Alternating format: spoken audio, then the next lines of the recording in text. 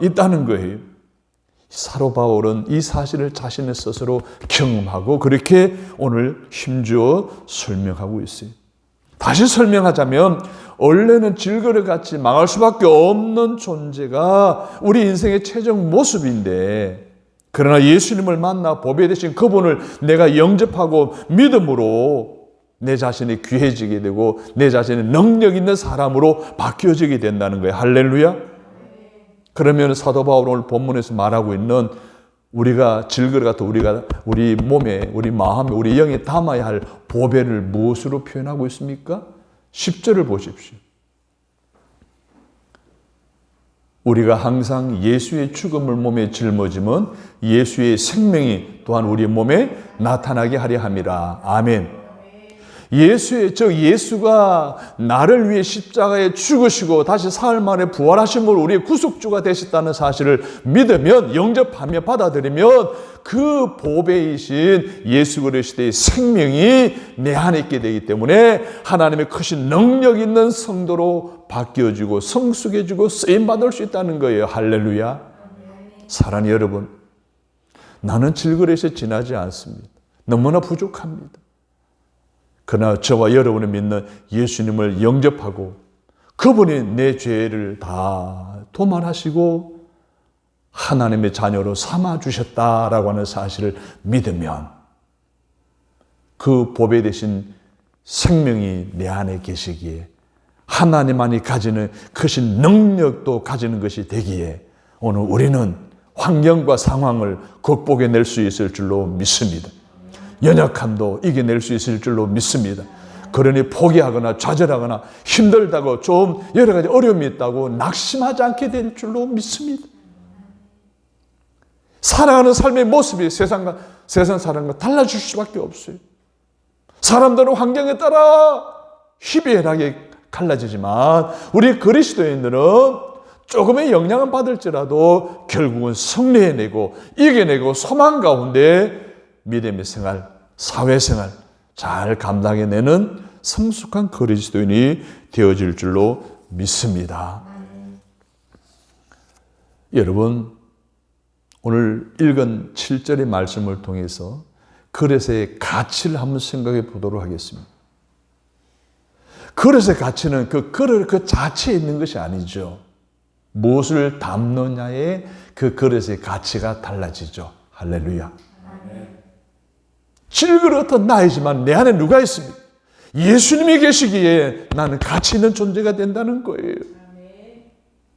그 속에 무엇을 담았느냐에 그 그릇의 가치가 결정되는 것처럼 여러분 한번 생각해 보세요. 아무리 금그릇이라도 그 쓰레기를 담으면 금쓰레기통에 지나지 않습니다. 그 질그릇이라도 그것 속에 보배를 담으면 보배함이 되는 거예요. 여러분 무엇을 담으시겠습니까? 세상의 물질, 먹고 사는 문제를 담으시겠습니까? 그래 먹고 사는 문제가 끊임없이 나를 괴롭힐 것입니다. 건강의 문제를 남을 담을 것입니까? 가치관으로? 끊임없이 건강의 문제로 근심하다 결국은 죽을 것입니다. 인간관계가 내 생애에서 가장 중요한 가치로 생각하고 담겠습니까? 인간관계가 깨지는 순간 그 인생도 깨지고 마는 것이 여러분 우리의 영원한 구주가 되시고 영원한 생명이 되시고 영원한 친구가 되시는 예수 그리스도이신 이 보배를 생명이신 예수를 보배로 여러분의 질그릇에 담으시기를 주님의 이름으로 축복합니다. 구약 성경에 보면 예수님의 표상이고 그림자라고 여기는 요셉이라는 사람이 있습니다. 요셉의 생애에 있어서 가장 가슴 아픈 성경 구절이 있어요. 창세기 40장 23절에 보면 술 맡은 관원장이 요셉을 기억하지 못하고 그를 잊었더라. 무슨 이야기일까요? 요셉은요, 구속사의 도구로 쓰임받기 이전까지 완벽한 삶을 살았어요. 하지만 하나님이 그를 사용하시기 전에 그에게 얽혀 있는 그가 의지하고 그가 바라보는 모든 줄을 다 끊으셨습니다. 예를 들면 총애하던 아버지 이삭에 묶여있는 줄을 끊으셨습니다. 그 많은 형제들의 사랑을 받던 삶에서도 끊어버렸습니다. 주인 보디발의 총애로부터도 끊어버렸습니다. 더 나아가 신랄 같은 희망이었던, 꿈을 해몽해 주었던 술 관은장, 꿈대로 되었던 술 관은장에 묶여져 끈도 완전히 끊어버려 버렸습니다. 그 고래심줄 같은 인간 관계의 굵은 줄을 끊어버려서 전혀 기대할 수 없게 만들었다는 거예요. 그것이 바로 술 맡은 관원장이 요셉을 기억하지 못하고 그를 잊었더라. 무슨 이야기인가 하면 더 구체적으로 말씀을 드리면, 요셉이 아버지의 총애를 받다가 그것이 형들의 미움을 받게 되어 형들로부터 노예로 팔려다가 애굽의 보디발이라고 하는 당시의 경호실장의 사슬 감옥에 갇히게 됩니다. 노예가 됩니다. 노예가. 근데 너무 성실하게 일을 하다 보니까 이 보디발이라는 경호실장이 요셉에게 그 사슬 감옥을 경영하고 관리하는 책임자의 일을 맡겨줍니다. 그런데 어느 날 그곳에 바로 왕의 부하인 술 맡은 관원장, 떡 맡은 관원장이 감옥에 들어오게 됩니다. 그런데 그들이 꿈을 꾸게 돼요. 그 꿈을 이 요셉이 해몽하게 해주게 됩니다. 근데 꿈을 해몽한 대로 떡 맡은 관원장은 3일 만에 목이 잘려 죽었어요. 근데 술 맡은 관원장은 어떻게 돼요? 사흘 만에 다시 복직이 되어졌어요. 자기 꿈을 해몽해준 요셉을 기억해야 되잖아요. 은혜 보답해야 되잖아요. 근데 까마득히 잊었다는 것이 술 맡은 관원장이 요셉을 기억하지 못하고 그를 잊었더라. 성경 구절에서 가장 가슴 아픈 구절인 거예요. 과감하게 하나님이 요셉이 의지했던 술 맡은 관원장까지 다 완전히 끊어버린 거예요. 여러분, 그런 경우 혹시 있지 않습니까? 내가 의지하는데 그걸 끊어버려요. 여러분, 하나님을 사랑한다는 것이 무엇입니까? 뭘로 가장 쉽게 표현할 수 있을까요? 여러분, 하나님보다 더 사랑하는 것이 우상이에요. 하나님은 우상 성경을 가장 싫어하시거든요. 그런데 하나님보다 우리가 물질을 더 사랑해, 건강을 더 사랑해, 자식을 더 사랑해, 직장을 더 사랑해, 사업장을 더 사랑해. 그러면 하나님 우리를 하여금 오직 하나님만 사랑하도록, 하나님만 경배하도록 그 모든 줄을 끊으신다는 거예요. 그런데 하나님은 요셉을 애굽의 총리 대신이 되도록 하시기 위해서 그 얽매여 있던 그 주변의 모든 줄을 다 끊어버리셨다는 거예요. 만약에 보디발이 요셉의 공로를 인정하고 계속해서 격려했다라고 한다면 요셉이 어떻게 되었을까요? 끝까지 노예로 남았겠죠. 그죠? 그냥 그 감옥을 지키는 간수로 끝났을 거예요, 인생이. 아마도 요셉은 평생 보디발의 노예로 인생을 마쳤을 거예요. 차라리 보디발이라는 술 맡던 관원장의 줄이 끊어진 편이 나았습니다.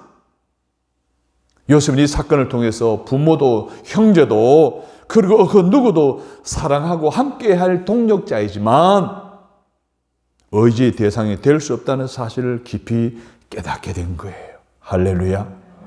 오직 주님만이 의지의 대상이라는 사실을 알게 됐다는 거예요. 사랑하는 여러분, 오늘 우리가 기대고 의지할 것은 세상 것이 아니에요. 오직 주님인 줄로 믿습니다. 하나님 때로는 끊으실 때에 그 끊으심이 나의 인생에 포기하고 절망하라는 것이 아니라 또 다른 요셉을 애굽의 총리 대신으로 삼으시게 하는 과정처럼 오늘 저와 여러분의 그 모든 과정에 하나님의 사랑하고 의지하고 하나님 도우시고 하나님 축복하시기 위한 하나의 방안이라는 사실을 여러분이 깨달으시고 현재 겪는 어려움을 잘 극복해 나가시기를 주님의 이름으로 축원합니다. 여러분, 이 땅에는 줄이 없습니다. 오직 하나님만이 줄이고 하나님만이 의지해야 될 대상인 줄로 믿으시면 아멘. 따라서 합니다. 이것이 절대신앙입니다. 여러분, 절대신앙을 갖기를 주님의 이름으로 축원합니다. 요셉이 지난 이 절대신앙을 비싼 대가를 치르고서야 소유할 수가 있었습니다.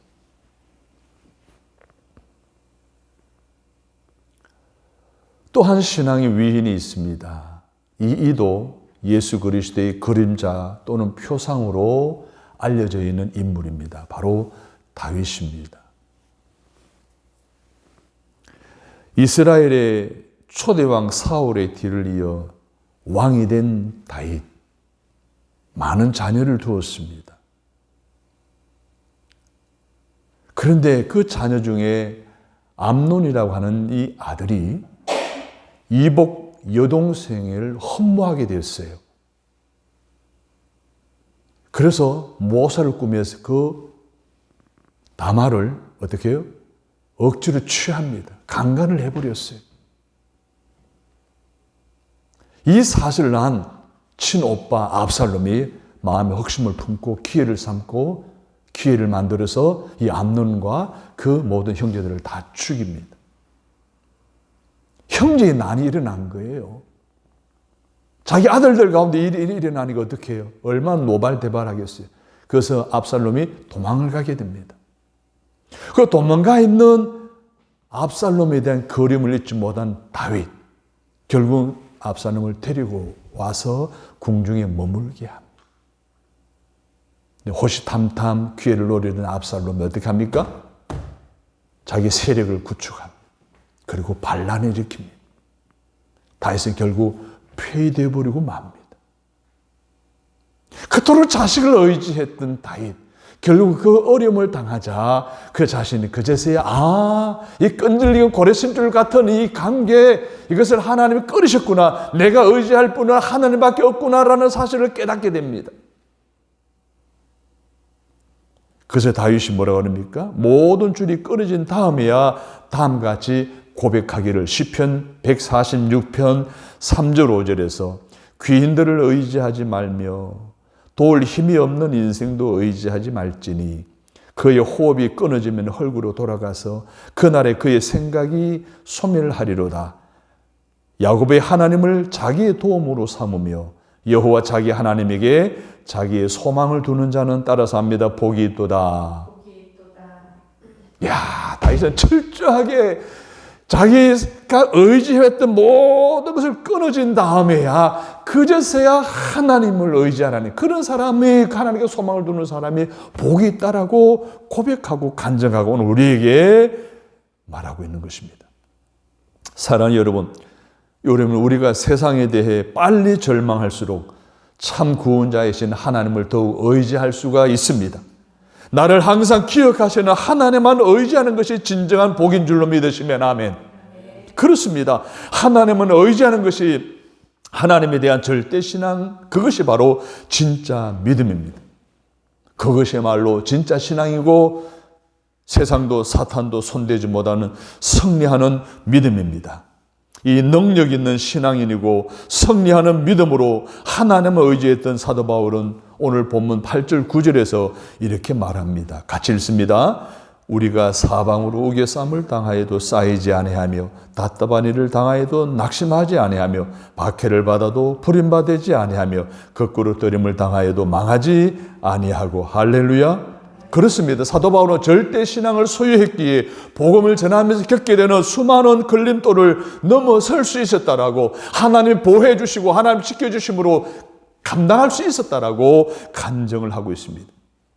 성도는요, 어떤 상황이나 절망의 자리에 있더라도 절대로 전능자의 능력을 덧입게 되면 낙심할 이유가 없습니다. 포기할 이유가 없습니다. 비록 질그릇 같은 상황이라 할지라도 보배의 힘으로 보호를 받을 수 있으며 넘어져도 다시 일어설 수 있는 줄로 믿습니다.